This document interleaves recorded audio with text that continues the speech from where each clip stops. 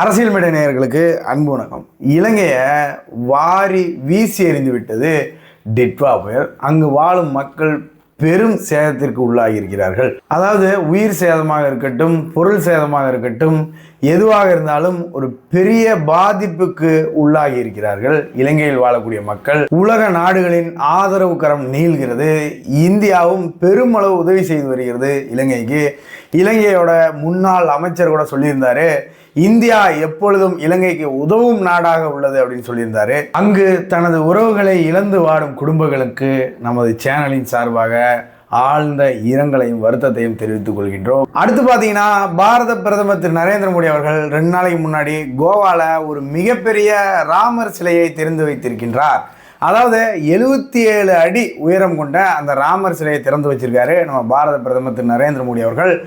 இந்தியாவின் மிகப்பெரிய சிலையாக இருக்கிறது ராமர் சிலை. கோவாவில் 2 நாளைக்கு முன்னாடி திறக்கப்பட்ட அந்த ராமர் சிலை, அதுவும் எங்கேயும் இல்லாதவாறு வில்லும் அம்பும் ஏந்தியபடி ராமர் சிலையை அமைத்து திறந்து வைத்திருக்கிறார் பாரத பிரதமர் திரு நரேந்திர மோடி அவர்கள். இந்த நாட்டை, நமது பாரதத்தை பிஜேபி, பாரதிய ஜனதா கட்சி ஆளும் வரை, ஆட்சி கட்டிலில் இருக்கும் வரை இந்துக்களின் கலாச்சாரத்தையும் பண்பாட்டையும் எந்த கொம்பனாலும் தொட்டு கூட பார்க்க முடியாது. அடுத்து இன்னொரு விஷயம் என்னன்னு பார்த்தீங்கன்னா, சக்தி வாய்ந்த நாடுகளின் பட்டியலில் 4வது இடத்தில் இருந்த இந்தியா, நமது பாரத நாடு 3வது இடத்திற்கு முன்னேறி இருக்கிறது.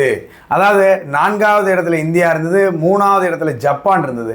இப்போ 3வது இடத்திற்கு இந்தியா முன்னேறியதால் ஜப்பான் 4வது இடத்திற்கு வந்து விட்டது. அதாவது ஓராண்டுக்கு முன்னாடி, ஒரு வருஷத்துக்கு முன்னாடி இந்த பட்டியலில் இந்த புள்ளி விவரங்களை பார்த்தீங்கன்னா 38.5 புள்ளிகளுடன் இந்தியா 4வது இடத்துல இருந்தது. ஆனால் இப்போ பார்த்தீங்கன்னா 39.1, அதாவது 39.1 புள்ளிகளுடன் இந்தியா 3வது இடத்திற்கு முன்னேறி இருக்கிறது. எதை வச்சு 38.5 இருந்து 39.1க்கு வந்தது அப்படின்னு கேட்டிங்கன்னா, அதாவது இப்போ ரீசெண்டாக சமீபமாக நம் நாடு அடைந்திருக்கக்கூடிய பொருளாதார வளர்ச்சி, சரிங்களா, பொருளாதார வளர்ச்சி மற்றும் ஆபரேஷன் சிந்தூர்ல இந்திய நாட்டின், நம் பாரத நாட்டின் முப்படைகளின் திறன்களை வச்சு இந்த புள்ளிகளை கொடுத்துருக்காங்க.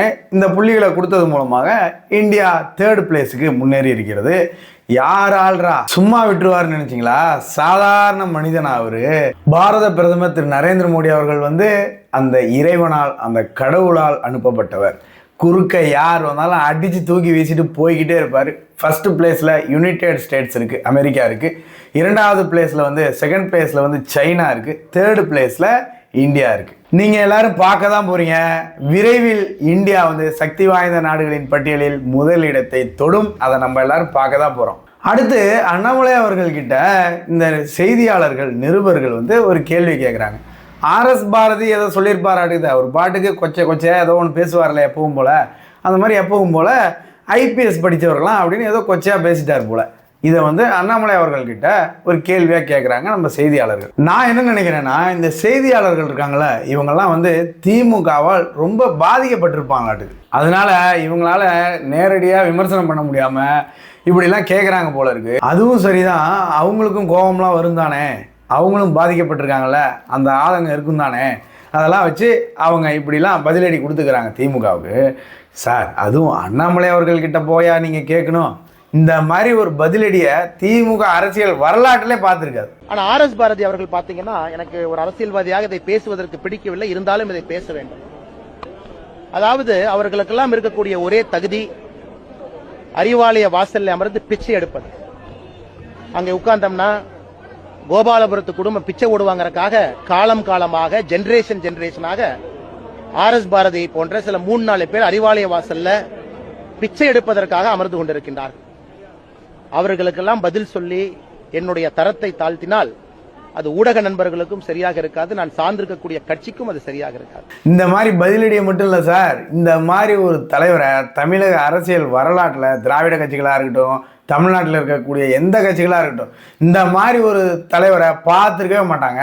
அதுவும் இந்த மாதிரி ஒரு தலைவர் வருவாருன்னு இவங்கெல்லாம் நினைச்சு கூட பார்த்துருக்க மாட்டாங்க, கனவுல கூட நினைச்சு பார்த்துருக்க மாட்டாங்க. அடுத்து பார்த்தீங்கன்னா, அண்ணாமலை நற்பணி மன்றத்தின் சார்பாக வருகின்ற 3ஆம் தேதி கார்த்திகை தீப திருநாள் அன்று 1 லட்சம் பேருக்கு அன்னதானம் போட இருக்கிறார்கள்.